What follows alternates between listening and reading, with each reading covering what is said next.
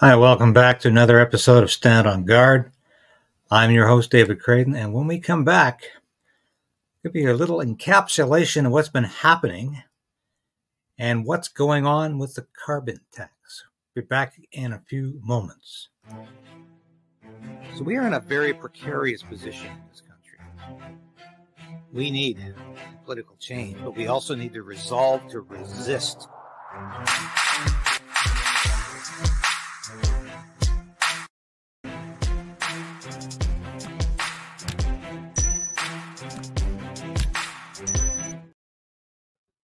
Yes, please ring the bell, as Sasha always said. And like the station now, if you can, it really does make a difference. And if you subscribe, we're nearing that magic 20,000 number. It all helps a small station become a larger one. And when you ring that bell, when you like it, when you give it the thumbs up, we not only beat Trudeau's censorship, we beat the YouTube algorithm, because you wouldn't believe how some of the stories on this station have been suppressed by YouTube. And that happens. That happens. But we're fighting back with everything we have. So I hope you're having a good week. My apologies for not being back in a few days. I've just been overwhelmed by a lot of things, and it's good to be back. It's good to say hello again. The house, of course, is still on a break. 2 weeks. Then they come back for a week and they go on another break, their Easter break. So, I mean, yeah, I know they have things to do in the writing, but this makes it easier for the Trudeau Liberals to run away from major issues. And, of course, one of them coming up in less than, well, just over 2 weeks is the carbon tax hike. And that's a very real thing. And this is all hurting the Trudeau Liberals. Now, there's so many things going on right now. I just want to touch on a few things. Have you heard about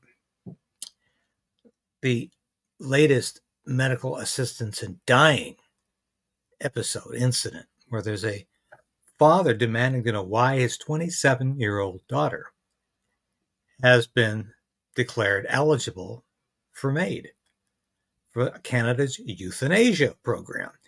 He said, I'm not aware of her having any incurable, irremediable illness.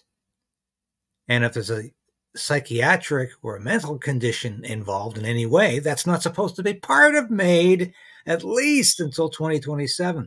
So he's not getting any answers. But you know what worries me about this? And I'm on this today or tomorrow on Redacted to talk about this. I'm not going to do a separate episode on it, but I just thought it was worth bringing up to you folks, because this strikes me as just so incredibly worrisome that people can be declared eligible for MAID because the criteria seem to be entirely flexible, even though they're supposedly very defined. That's not how it happens in practice. And Canada is increasingly being defined by totalitarian trends like euthanasia on the one hand and the online harms bill on the other, which I've talked about quite a bit, and I'm going to keep talking about it till we get this bill defeated, or at least deferred until the next election, after the next election, because this is loathsome legislation, loathsome. Thought crimes and saying anything that can be defined as hateful should be banned, and we're going to have to start self-censoring. This is all very bad for Canada. And you wake up some mornings and you think, am I living in a dictatorship? Am I watching a one-time democracy transform itself into a dictatorship? I think the answer is yes. But is it too late? I don't think it's too late. So what has Pierre Poilievre been up to lately? Well, he's been off on the carbon tax hike, and we're going to play a video in a minute where he's talking about this. Now, but before we do, I just wanted to show you this from Karima Sat, who is a Toronto lawyer and a bit of a videographer, investigative journalist. She's known for going to events and taking people by surprise. Well, here she is. She's documenting something I think is quite shocking. These are police descending upon a Pierre Poilievre rally with horses. Horses. Even the horses came out to play. I take this from Karama's site. And thank you for courtesy of using this. You were also first on scene when the Toronto Police decided to deliver coffee to the pro-Palestinian supporters, and we used that in the post-millennium. That was great. But here we are. What are these police doing this for? I mean, what is going on? Why are police horses descending upon a Pierre Poilievre rally? A man who's probably going to be the next prime minister. He's the official opposition leader. He's the leader of the Conservative Party of Canada. He's not some kind of fringe element who's out there to make trouble. So certainly this is alarming. But let's listen to a bit of Pierre Poilievre's speech here. I brought some bills here today to shed light on the Trudeau scam. Because here are the facts about the Trudeau tax. Here are the facts. Axe the tax. Here, let me look at the data for Ontario. Trudeau's plan is to more than quadruple the carbon tax, up to 61 cents a litre, and at a proportional hike on your home heating and on everything shipped to you. According to the parliamentary budget officer, when this tax and the second carbon tax combine to take full effect, as they will over the next 5 years, should God forbid he be re-elected, the total cost to an average family in Ontario will be $4,078 in carbon taxes. Almost 3 times what the rebate is promised to be, and that assumes he keeps his promises about these phony rebates. So we know that everybody is going to be much worse off as a result of the carbon tax. Let's go through the many ways this is the case. First of all, there's the direct cost. For the single mom who's trying to take her kids to sports and to school in the morning, who has to drive herself to work, she has no choice. There isn't an electrified train to take her. She can't ride her bicycle 40 kilometers every single day to get to the restaurant where she serves her customers. She will be paying higher direct costs. But then there are the indirect costs. Trudeau said, oh, on the face of it, you're all better off. Forgetting that when you attack the cost of energy, everything else goes up with a cascading increase. Let's move on to the cost of food. So I have here, this is actually an Enbridge bill from constituents of mine. They're the Madero's mushroom farmers. Now, I must mention that Pierre Poilievre has raised this issue in the House of Commons repeatedly about this Madero's mushroom farm, which is just outside of Ottawa in the constituency of Carleton, where Pierre Poilievre is the member of Parliament. So he has documented how much this mushroom farmer, is paying in carbon taxes, what it really amounts to in real terms. And it really is quite shocking. But of course, the Liberal government has really decided to ignore this. You know, they keep suggesting this carbon tax is somehow not only fighting global greenhouse gas emissions, which is not by any stretch of the imagination. It's not doing anything except taking money out of your pocket. Trudeau has the gall to suggest he's putting money in the pockets of people with this so-called carbon rebate, he's calling it now. And he's not giving back as much as he's taking. And this is no way to run a government. You don't steal money with your left hand and give a little bit more of it back with your right and claim that you're putting filling the pockets of constituents or filling the pockets of Canadians with money, cold hard cash. This is just nonsense. But Trudeau consistently lies about this, and so do all of his frontline cabinet ministers who suggest that if you don't buy into this, you're playing fast and loose with the facts, and this is obviously nonsense. So I applaud what Poilievre is doing here, but I'm going to offer some larger things in a minute here. Produce most of the mushrooms in Eastern Ontario. Their carbon tax bill for 1 month was $21,620. 1 month. Trudeau intends to quadruple that carbon tax to over $80,000 in 1 month. Then, that's he literally taxes the energy that they pump into their mushroom chambers, and then the drying cost and the heating cost, and then there's the trucking cost in order to take the mushrooms from the farm over to the wholesaler, which has to be heated, where it's taxed again. And then it goes from the wholesaler all the way over to the retailer. Okay, so you can see what he's saying, the cascading price, because it affects everything. The one tax affects everything, and it escalates, and it is indeed cascading. So I think what he's saying here is extremely relevant. And so has he got a point here? Well, clearly the Conservatives are maintaining a very strong lead here. They're approaching a magic number of 50% of the popular vote, which in a first past the post parliamentary system like our own is going to mean 75% of the seats at least, maybe 85%. We've only seen this a couple of times in the past. And the first was in 1958 with the Diefenbaker government. Came in with a massive majority. It was completely unexpected, but it was after literally decades of liberal rule.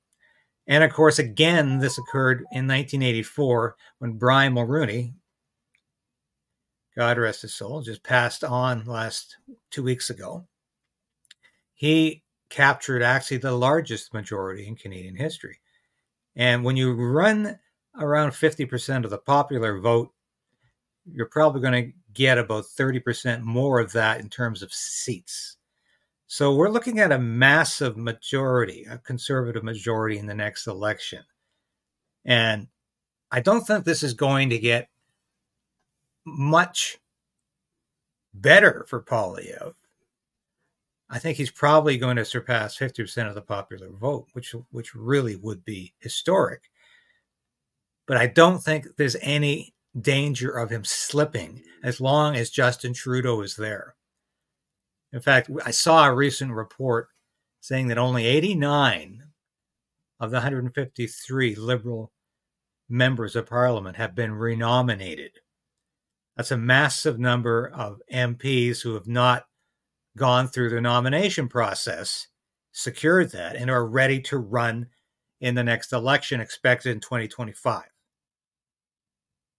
And there's be no reason why it's not, unless we get it sooner. If it is sooner, it's going to be total chaos for the Liberal ranks who have not been nominated. And this is quite interesting. What else is happening? So you've got this peeling off of support in the caucus for Justin Trudeau. And this is quite evident.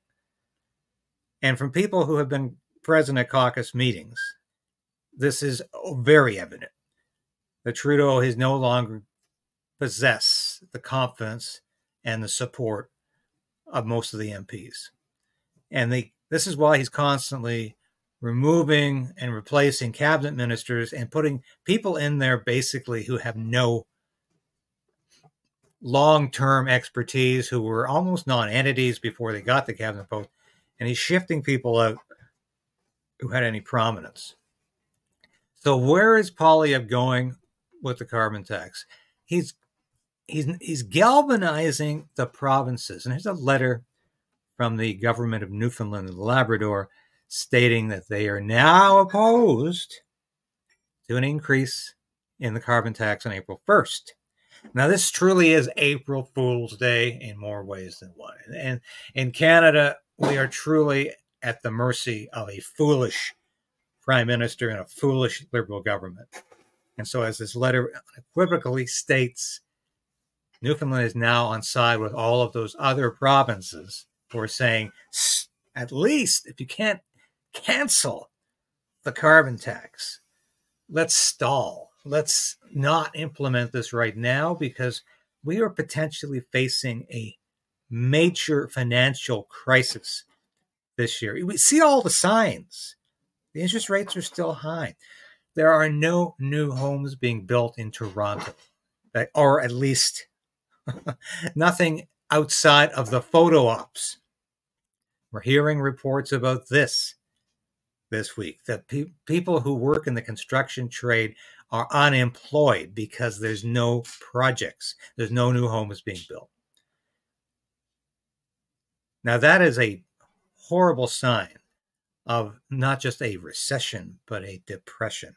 And that could strike this year. Canada is on such shaky ground. We have such deficit spending continuing. The dollar is worthless. It is essentially not worth the material, which is no longer paper. I know that. The plastic it's printed on. So here we have Newfoundland joining. And of course, you recall that the carbon tax has been a unifier of provincial governments in the past. They're all saying we can't do this right now. Now, Saskatchewan's just not taking the tax or sending it back. This is a real call to arms in this country. I don't mean literally, no, but I mean this is real resistance that we don't often see in Canada from provinces and from premiers. But we're seeing this increasingly from premiers and from provinces who are sick and tired of Trudeau's authoritarian ways. And whether it's Premier Danielle Smith saying no to gender ideology, we're not going to permit sex changes on little 12-year-old boys and girls because it's not gender affirming care at all. That's a nasty euphemism for something that's very destructive, and it's not protecting children. It's not making their lives safer. So people like Danielle Smith are saying no. People like Scott Moe in Saskatchewan are saying no. People like Blaine Hicks in New Brunswick are saying no. Time for people like Doug Ford in Ontario to start saying no and to stop sucking up to Justin Trudeau the way he habitually does, making Ford a faux conservative. I've been calling him that for years. So this is a unifier, and I think this is something we have to recognize as extremely, extremely good. Now, Poilievre is promising there's going to be multiple votes in the House on the carbon tax to pressure the Prime Minister. Now, you know it's probably not going to work because when this has happened in the past, Trudeau consistently stands up if he's in the House. And if he's in the House for more than 5 minutes, he consistently stands up and says, this is a tax on pollution, which is utter rubbish. Carbon is not a pollution. It's a tax on productivity. It's a tax on you and I. It's a tax on our lives and our livelihood. That's what it is. It's not a tax on pollution. And it does nothing to alleviate the so-called climate change crisis, this existential threat that people like Trudeau and others in his cabinet would have you believe is going to mean the imminent destruction of the world if we don't live like cavemen again and retreat to a subsistence level of living and forget all that Western civilization has produced over the last 500 years. That's where they want us to go with this. So I understand Danielle Smith is meeting with Trudeau this week. Let us hope something productive comes from that meeting. But really, we're in a holding pattern right now. I think this is extremely interesting because we can't get rid of this Trudeau government fast enough. There's a lot of things on the horizon that are imperiling this country. But of course, in the midst of this, the MP pay is going to increase between $8,000 and $16,000 this year.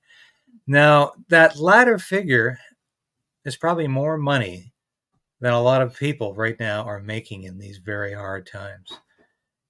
And the $8,000 is what a lot of farms are going to be paying a month on the carbon tax. And that is absolutely devastating. But the MPs always look after themselves, and they always will. And this has been going on since I've been watching politics and since I worked in the House of Commons. And that was always the day when all the parties were united, when there was no disagreement, when they were voting on their wage increases, when they were voting on a wage hike for themselves. So I don't think it's a good time to be doing this, not just because of the optics, but because it reduces the credibility of the entire institution in the eyes of Canadians. And I don't think that is doing any of us any good.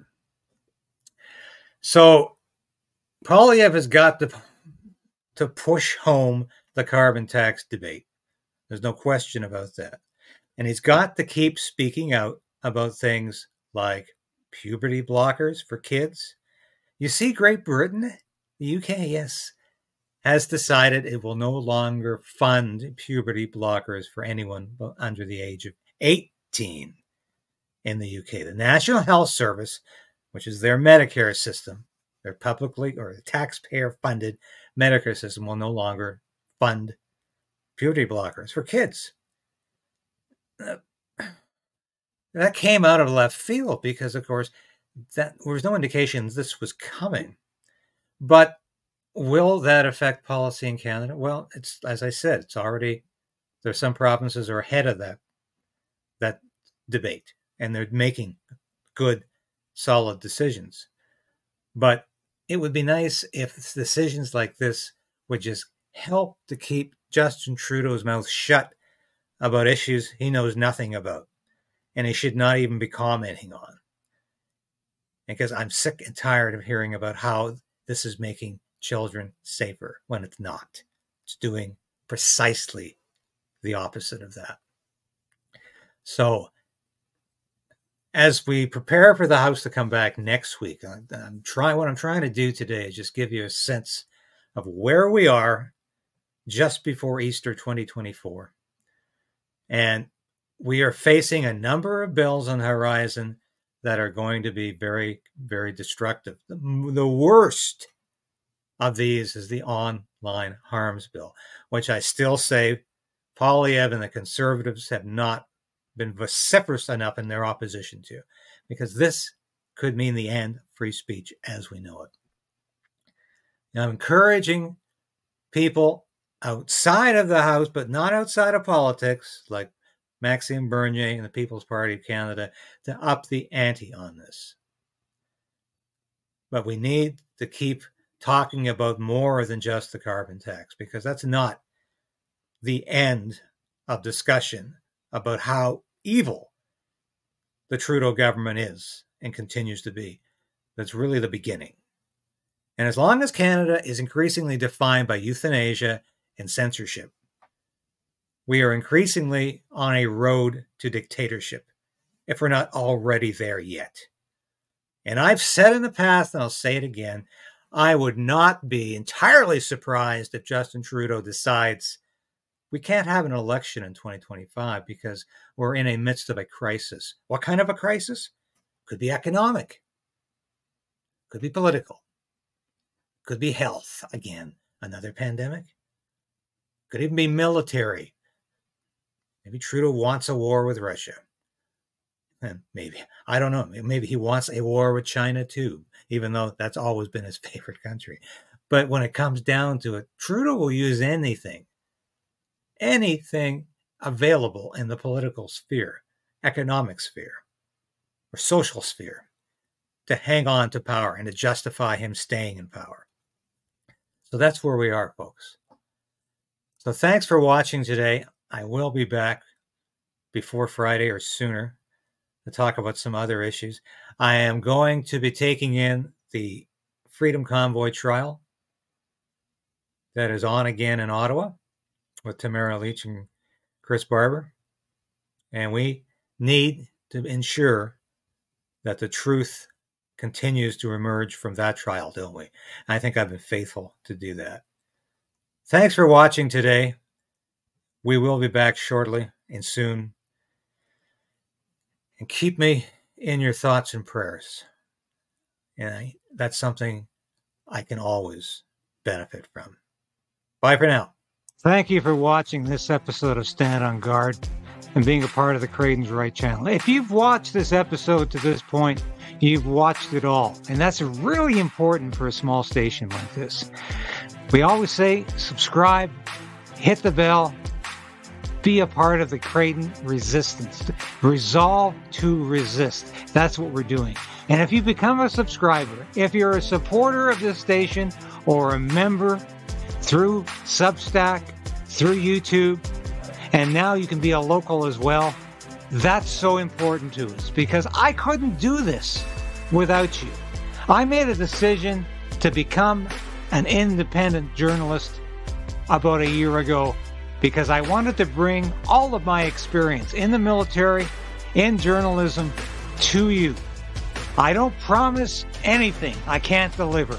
I don't offer clickbait. I offer truth. The truth is out there, and it's my job to bring that truth to light and to you. Thanks for being a part of the Krayden'S Right resistance, and we'll see you again soon. So we are in a very precarious position in this country. We need a political change, but we also need to resolve to resist